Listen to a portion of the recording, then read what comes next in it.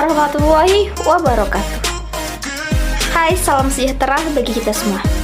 Perkenalkan, nama saya Suci Sukadira Damara dengan NIM 2105156. Di sini saya akan mempresentasikan tugas UAS Hukum Perdata saya. Yuk, mari kita simak bersama. Dan pertanyaan UAS tersebut terdiri atas 6 pertanyaan. Yang pertama, jelaskan manusia sebagai subjek hukum dan badan hukum sebagai subjek hukum. Yang kedua, jelaskan tentang hak milik, gadai fidusia, dan hak tanggung. Buktikan perbedaan dari masing-masing hak tersebut dengan contoh menurut sistem hukum Indonesia.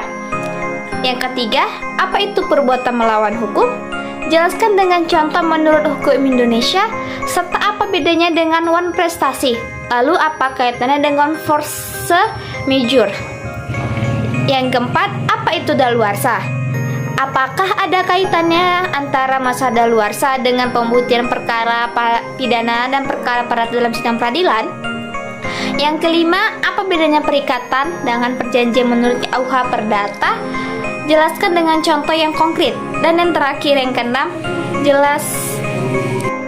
jelaskan secara singkat isi dari tugas paper yang Anda kerjakan berupa identifikasi atau rumusan masalah dan jawaban dari kesimpulan tersebut. Oke, saya di sini akan menjawab pertanyaan yang udah dipaparkan di slide pertama atau di slide atas.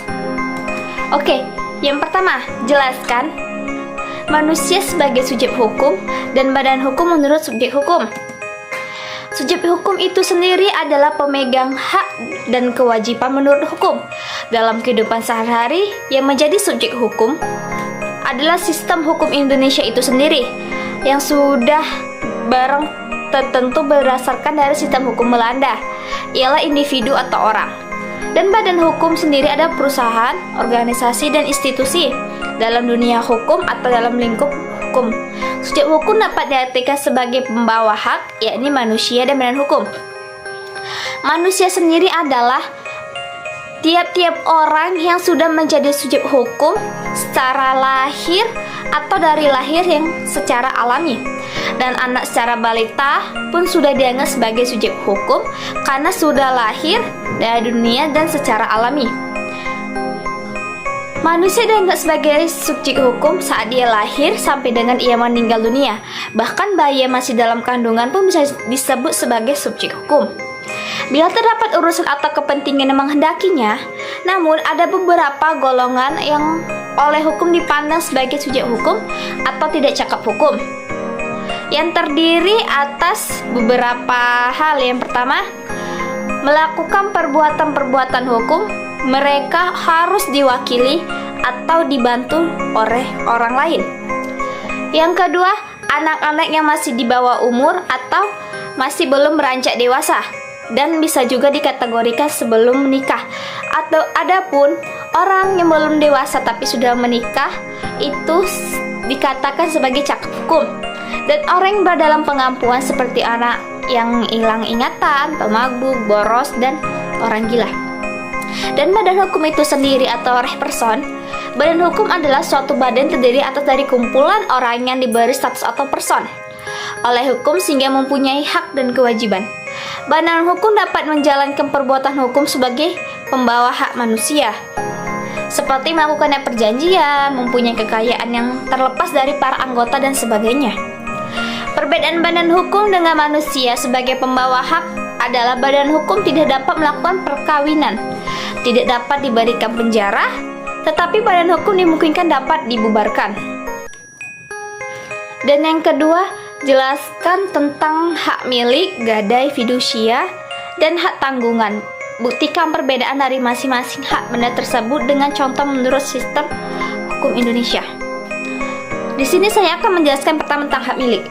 Hak milik berdasarkan pasal 20 ayat 1 Undang-Undang Nomor 5 Tahun 1960 tentang Peraturan Dasar Pokok Agraria menerangkan bahwa hak milik adalah hak turun-menurun, terkuat dan terpenuh yang dapat dipunyai orang atas tanah dengan mengingat ketentuan dalam pasal 6.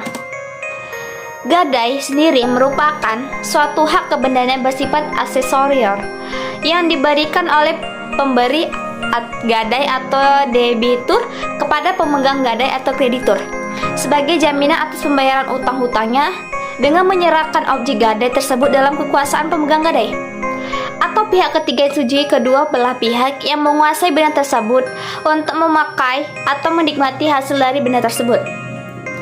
Dasar hukum gadai Indonesia menurut pasal 1150 KUH Perdata dengan beberapa unsur diantaranya hak dapat didapatkan kreditur atas barang bergerak sebagai jaminan. Barang bergerak diserahkan kepada pihak kreditur dari debitur. Penyerah barang bergerak digunakan sebagai jaminan utang. Pihak kreditur berhak melelang barang jaminan tersebut jika debitur gagal bayar atau melunasi pinjaman tersebut. Pelunasan pinjaman harus didahulukan dari kreditur-kreditur lain. Biaya lelang dan pemeliharaan barang jaminan harus dilunasi terlebih dahulu. Dan fidusia itu sendiri diatur dalam Undang-Undang Nomor 42 Tahun 1999 tentang fidusia. Fidusia memiliki perasaan sama arti dengan penyerahan milik secara kepercayaan. Fidusia merupakan jaminan hutang yang bersifat kebendaan, baik hutang yang telah ada maupun hutang yang akan ada, yang pada prinsipnya berobjekkan dengan benda bergerak dan tidak dapat dijaminkan dengan hipotek atau hak tanggungan, di mana penguasaan dan penikmatan benda dijaminkan tersebut diserahkan atau dikembalikan pada debitur secara kepercayaan atau berdasarkan kepercayaan tersebut. Dasar hukum fidusia, peraturan mengenai dasar hukum fidusia dapat diatur dalam Undang-Undang Nomor 42 Tahun 1999 tentang jaminan fidusia, dengan penjelasan bahwa jaminan fidusia adalah hak jaminan atau atas benda bergerak, baik yang berwujud maupun tidak berwujud, dan benda tidak bergerak khususnya bangunan yang tidak dapat dibebani hak tanggungan. Dan hak tanggungan itu sendiri pada awalnya dikenal sebagai hipotek atas tanah yang diatur dalam Kitab Undang-Undang Hukum Perdata. Kemudian dalam ketentuan KUH Perdata diganti dengan Undang-Undang Nomor 5 Tahun 1960 tentang pokok agraria yang berlaku hingga keluarnya Undang-Undang Nomor 4 Tahun 1996 tentang hak tanggungan. Hak tanggungan merupakan suatu hak kebendaan yang harus dibuat dengan akte otentik dan didasarkan bersifat aksesoris dan eksekutorial yang diberikan oleh debitur kepada kreditur itu sendiri sebagai jaminan pembayaran hutang-hutangnya, yang berobjekkan tanah dengan memberikan hak prioritas untuk mendapatkan pelunasan piutang terlebih dahulu daripada kreditur lainnya. Dan yang ketiga, apa itu perbuatan melawan hukum? Jelaskan dengan contoh menurut hukum Indonesia serta apa bedanya dengan wan prestasi lalu dikaitkannya dengan force majeure. Unsur yang menekankan pada tindakan seorang nilai dari melanggar kaidah hukum yang berlaku dalam masyarakat. Sejak tahun 1919, pengertian dari hukum diperluas, yaitu bukan hanya perbuatan yang melanggar peraturan undang-undang saja, tetapi setiap perbuatan yang melanggar kepatuhan, kehati-hatian, dan kesusilaan dalam hubungan antar sesama warga, masyarakat, dan terhadap benda orang lain. Dalam suatu gugatan perbuatan melawan hukum atau PMH, penggugat harus membuktikan semua unsur-unsur perbuatan melawan hukum. Selain itu harus mampu membuktikan adanya kesalahan debitur tersebut. Sedangkan dalam gugatan wan prestasi, penggugat cukup menunjukkan adanya wan prestasi atau adanya perjanjian yang dilanggar tersebut. Force majeure adalah suatu keadaan yang muncul atau terjadinya setelah para pihak membuat suatu perjanjian yang mana keadaannya tersebut menjadi penghalang bagi salah satu pihak untuk memenuhi prestasinya. Dan yang keempat, jelaskan apa itu daluarsa. Maksud saya daluarsa, apakah ada kaitannya antara masa daluarsa ini dengan pembuktian perkara pidana dan perkara perdata dalam sidang peradilan? Di sini saya jelaskan. Daluarsa itu adalah lewatnya waktu atau jangka waktu daluarsa yang ditentukan oleh Undang-Undang 1964 yang menjadi sebab gugurnya atau hapusnya hak untuk menuntut dan melaksanakan hukuman terhadap seseorang yang telah melakukan tindak pidana. Apakah ada kaitannya antara daluarsa dengan pembuktian perkara pidana dan perkara perdata dalam sidang peradilan? Tentu saja ada, karena setiap gugatan yang dilaporkan kepada peradilan atau hakim jaksa tersebut dalam peradilan, kejadian tersebut memiliki jangka waktu atau dalam proses pembuktian data kasus ATA kan membutuhkan jangka waktu dari kejadian tersebut untuk suksesnya suatu peradilan. Jadi daluarsa ada kaitannya dengan hukum perdata dan pidana dalam suatu peradilan. Oke, yang kelima, apa bedanya perikatan dengan perjanjian KUH perdata? Jelaskan dengan contoh yang konkret. Perikatan adalah suatu hubungan hukum antara dua orang atau dua pihak berdasarkan mana pihak yang berkewajiban untuk memenuhi tuntutan itu tersebut. Sedangkan perjanjian adalah suatu peristiwa di mana seseorang berjanji kepada orang lain atau di mana dua orang itu saling berjanji untuk melaksanakan suatu hal. Dan contohnya tersebut perjanjian setelah pihak PT A atau PT Surabaya Delta Plaza mengajak suatu orang yang sebut saja Tamrin Kusno untuk meramaikan sekaligus menjual di komplek pertokoan di pusat kota Surabaya. Maka secara tidak langsung PT Surabaya Delta Plaza telah melaksanakan kerjasama kontrak dengan Tarmin tersebut, yang membuktikan dengan membuat perjanjian sewa menyewa di depan notaris.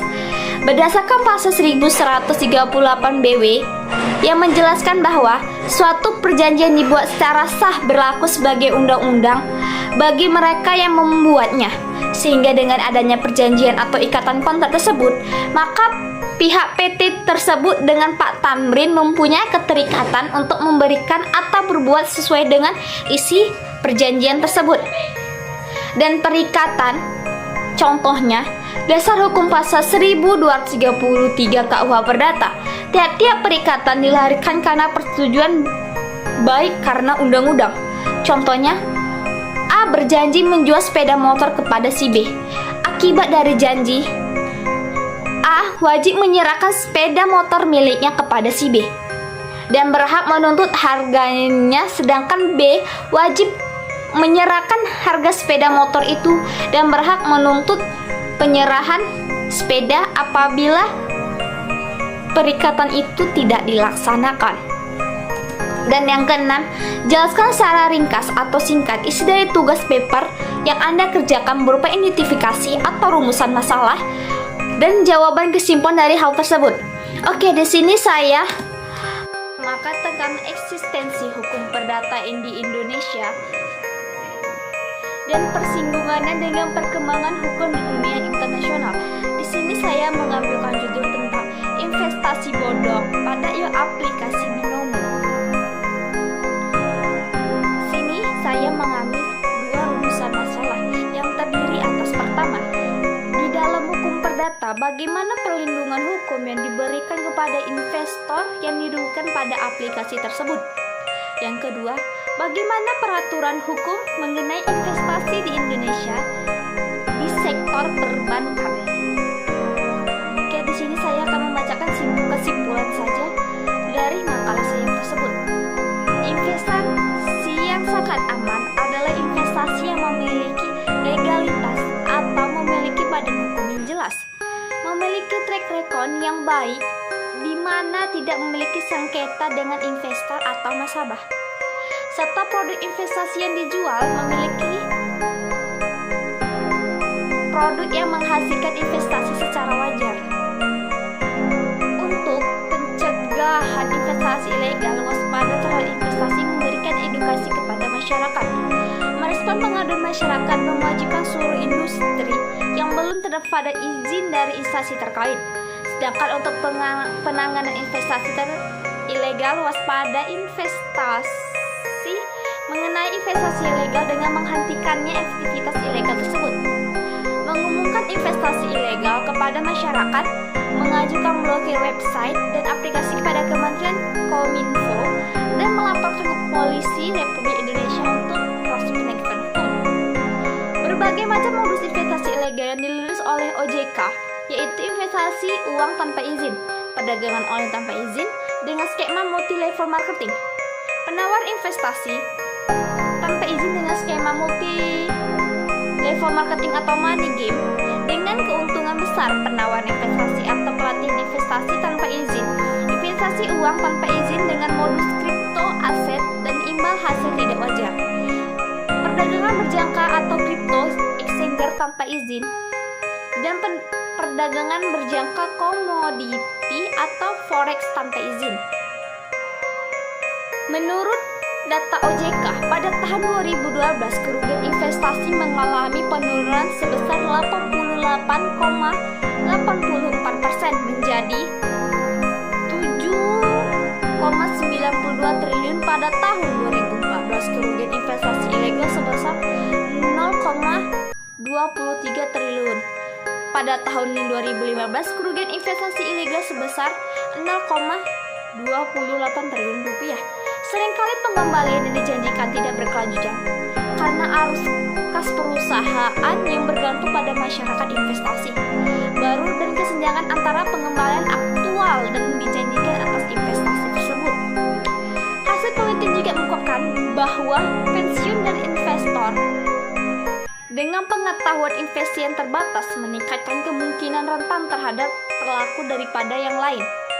Menurut Lokanan dan Liu tahun 2021, aktivitas investasi yang memberikan keuntungan kepada anggota dengan menggunakan dana usaha lainnya atau uang dari anggota baru tersebut dan bukan dari keuntungan suatu hal tersebut sebagai skema Ponzi.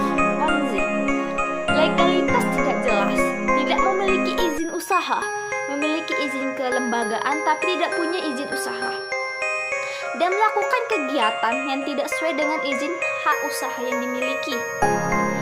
Otoritas Jasa Keuangan atau OJK menegaskan bahwa ciri utama penipuan berkedok investasi adalah tidak dimilikinya dokumen perizinan yang sah dari regulator atau pengawas terkait seperti OJK, Bank Indonesia, Bapeti, Kementerian Perdagangan, Kementerian Koperasi, dan UKM lainnya. Garura tahun 2017 mengatakan bahwa investor tidak boleh terpikat dalam skema investasi mereka tidak memiliki pengetahuan penuh dan tanpa sepengetahuan menginventarisasi risiko yang melekat dalam skema investasi tersebut.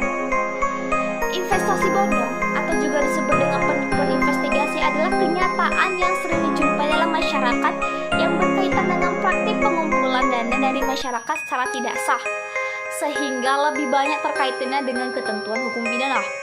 Istilah bodong merupakan istilah yang sangat populer di kalangan masyarakat saat ini, yang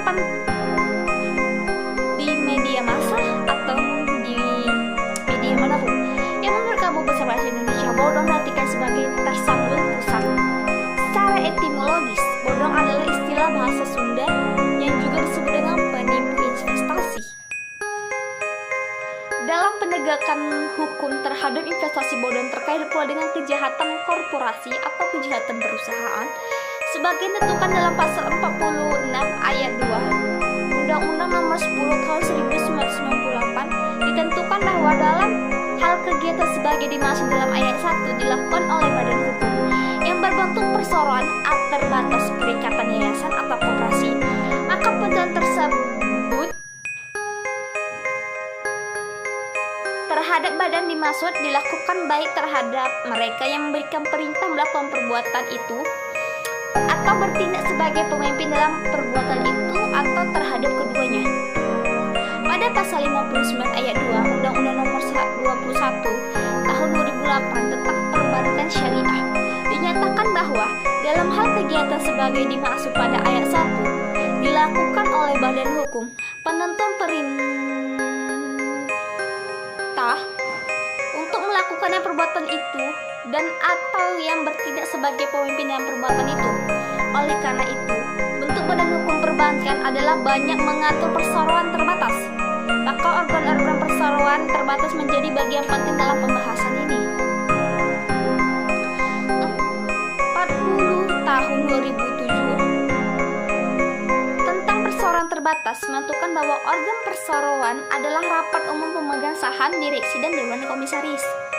Ditentukan pula masing-masing organ perseroan terbatas yang pada pasal 1 angka 4 bahwa rapat umum pemegang saham yang selanjutnya disebut RUPS adalah organ perseroan mempunyai wewenangan yang tidak diberikan pada direksi atau dewan komisaris dalam batas yang ditentukan dalam undang-undang ini atau anggaran dasar. tahun 2007 tentang perseroan terbatas menentukan pada pasal 1 ayat 5 bahwa direksi adalah organ perseroan yang berwenang dan bertanggung jawab penuh atas perusahaan perseroan tersebut.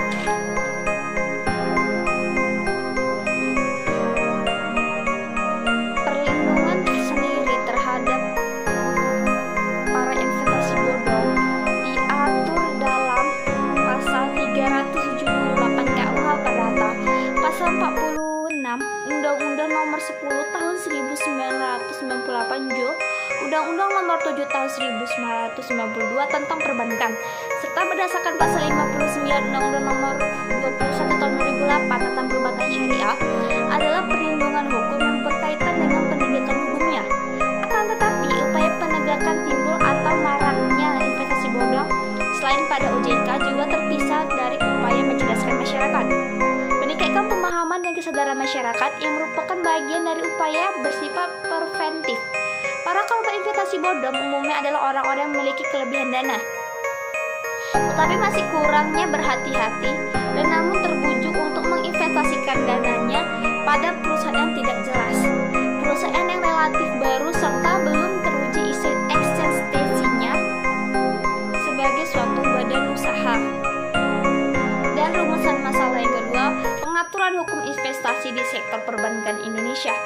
Sebagai suatu negara hukum, salah satu unsur utama ialah adanya peraturan perundang-undangan. Yang dalam konteks hukum perbankan dapat sejumlah peraturan perundang-undangan yang mengatur, misalnya ialah Undang-Undang Nomor 7 Tahun 1992 Jo, Undang-Undang Nomor 10 Tahun 1998 tentang Perbankan, Undang-Undang Nomor 21 Tahun 2008 tentang Perbankan Syariah, Undang-Undang Nomor 21 Tahun 2011 tentang Otoritas Jasa Keuangan atau OJK, Undang-Undang Nomor 6 Tahun 2009 tentang penerapan Perpu Nomor 2 Tahun 2008 tentang perubahan kedua atas Undang-Undang Nomor 23 Tahun 1999 tentang Bank Indonesia dan lain sebagainya. Secara umum, kegiatan dalam hukum investasi dimaknai dan dirujuk pada ketentuan Undang-Undang Nomor 25 Tahun 2007 tentang penanaman modal. Yang dalam ketentuan tersebut, jenis penanaman modal dilihat dari sumber dana yang digunakan, yakni modal asing dan modal negeri, membawa konsekuensi terhadap risiko yang dapat dihadapi oleh pemilik modal. Artinya, bagi pemodal asing maupun dalam negeri yang hendak menanam modal secara langsung, maka secara fisik ia harus menghadiri dan menjalankan usahanya.